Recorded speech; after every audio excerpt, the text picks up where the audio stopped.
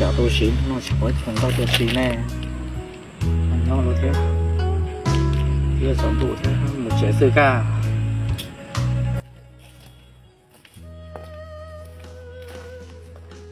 ủa mẹ có nói gì lo nói gì là sao rồi sao nói thế mà đến mấy hôm nói mua hoa liệt tiệc cùng nhá có bằng đấy liệt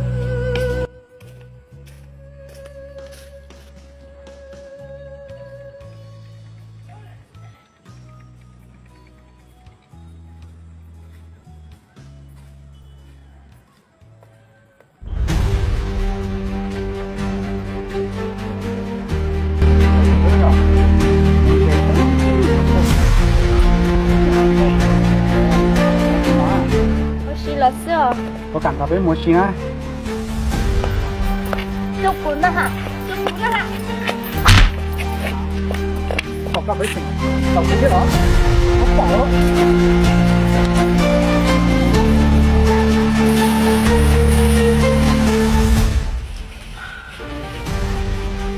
à chuyện thì càng tôi lì là sẽ tiếp tục tôi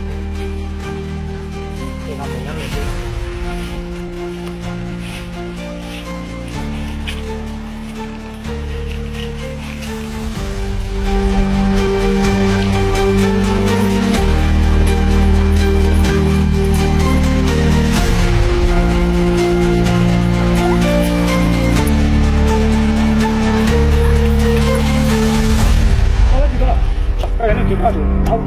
giờ có chỉ tám mà, khi một nếu mà em chỉ không nhiều, chỉ bao giờ có chỉ tám mà thì đặt đến một thứ. Cái là từ nay một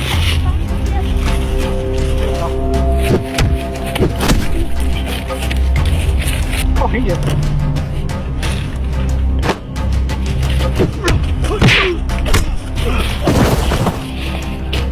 Có hình gì không?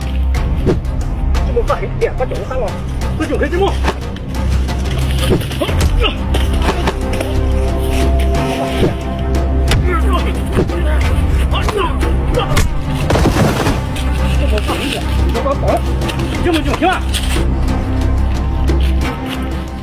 Cái là cái cuốn gì